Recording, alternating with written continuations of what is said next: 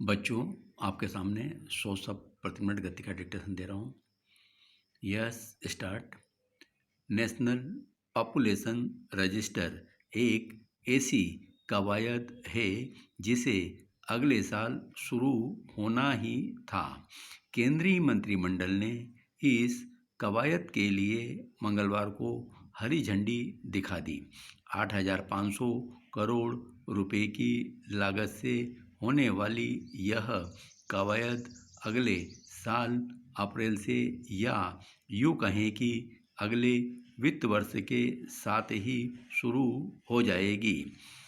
पिछली बार यह कवायद 2010 में हुई थी, जिसके बाद 2015 में इसे अपडेट किया गया था।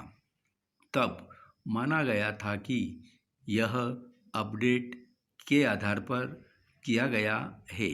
नेशनल पॉपुलेशन रजिस्टर और कुछ नहीं लोगों की रिहाइश को सरकारी रिकॉर्ड में दर्ज करने का अभियान होता है।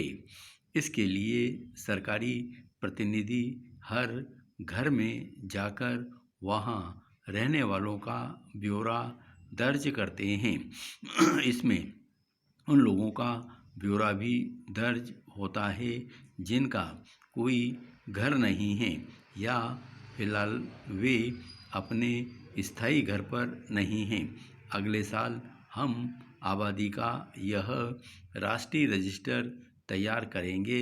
उसके अगले ही साल देश में राष्ट्रव्यापी जनगणना होगी।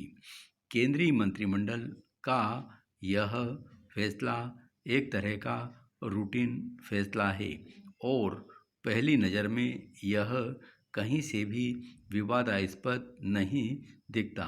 लेकिन इस समय देश में जिस तरह का विमर्श जारी है और जिस तरह के आंदोलन चल रहे हैं, उनमें यह फैसला भी एक नया विवाद खड़ा करेगा, बल्कि एक तरह से विवाद केंद्रीय मंत्रिमंडल के इस फैसले से पहले ही खड़ा हो चुका है।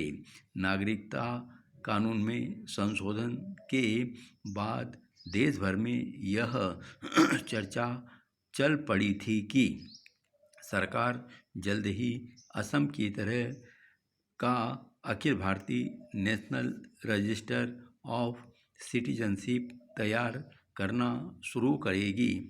इसे लेकर देश भर में इतना ज़्यादा विरोध हुआ कि रविवार को खुद प्रधानमंत्री को दिल्ली के रामलीला मैदान से देश को यह बताना पड़ा कि ऐसा कोई काम केंद्र सरकार शुरू नहीं करने जा रही है और न ही ऐसा कोई फैसला किया गया है।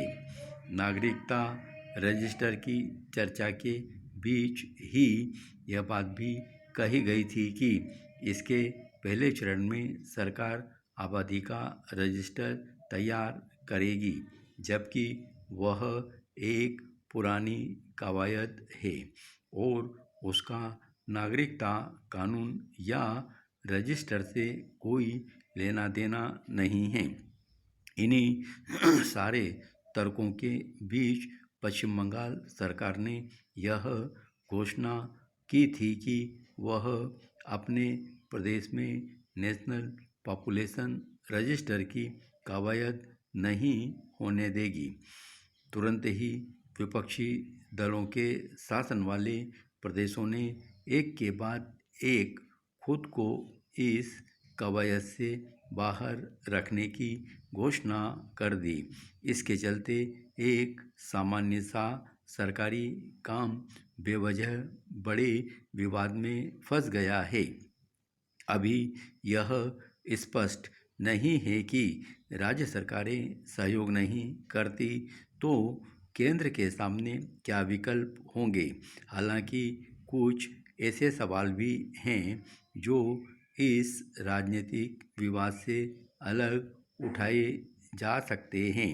अब हम जल्द ही नेशनल पॉपुलेशन रजिस्टर की तैयारी शुरू कर देंगे।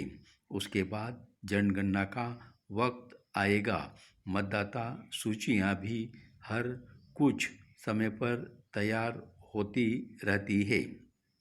आधार का अपना एक विशाल डाटाबेस है।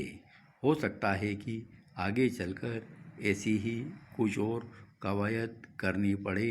जहां जरूरी सवाल यह है कि क्या इन सारी कवायदों को एक साथ जोड़ा जा नहीं जा सकता। सूचना तकनीक के युग में इतने अलग अलग डाटाबेस की ज़रूरत क्यों पड़ रही है?